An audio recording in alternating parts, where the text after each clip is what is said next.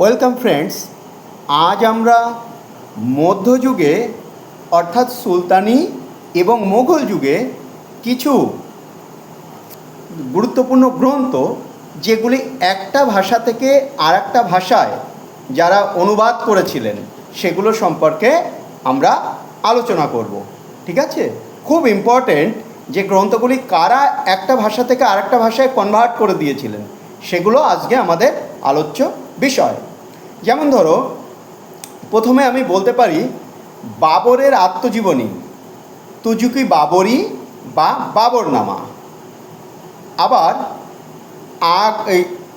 আবুল ফজলের লেখা আকবরনামা এবং অন্য একটি গ্রন্থ হুমায়ুননামা। এই তিনটি গ্রন্থ এটা কিন্তু ফার্সি থেকে ইংরেজিতে অনুবাদ করেছিলেন মিসেস বেভারিস। গ্রন্থগুলি লেখা হয়েছিল ফার্সিতে, কিন্তু এটা ইংরেজিতে কনভার্ট করে মিসেস বেভারিস।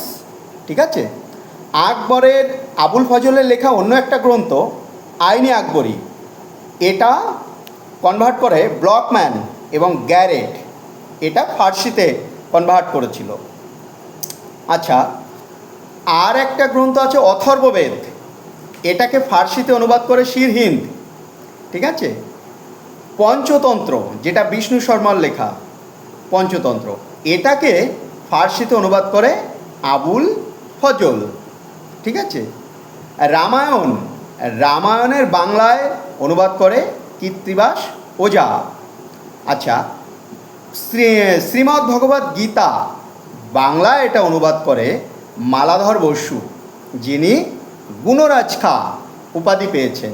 ঠিক আছে, এগুলো দেখো একটা ভাষায় লেখা হয়েছিল কিন্তু আর একটা ভাষায় কনভার্ট হচ্ছে। এইগুলো হচ্ছে এখানকার গ্রন্থ। আচ্ছা, ভগবত পুরাণ, এটাকে ফার্সিতে অনুবাদ করেন টোডরমাল। ঠিক আছে, মহাভারতের অশ্বমেধ পর্ব, এটাকে বাংলায় অনুবাদ করেন শ্রীধর নন্দী বা শ্রীকর নন্দী, যিনি হচ্ছেন হোসেন শাহের সেনাপতি। ঠিক আছে, এইভাবে এই গ্রন্থগুলো কিন্তু কনভার্ট হয়েছিল একটা ভাষা থেকে আরেকটা ভাষায়। এগুলোকে খুব জেনে রাখতে হবে। বিভিন্ন কম্পিটিটিভ পরীক্ষায় এই ছোট কোশ্চেনগুলো কিন্তু কে কনভার্ট করেছে একটা ভাষা থেকে আরেকটা ভাষায়, এইগুলো সম্পর্কে খুবই আসে। তোমরা এগুলো একটু জেনে রাখবে।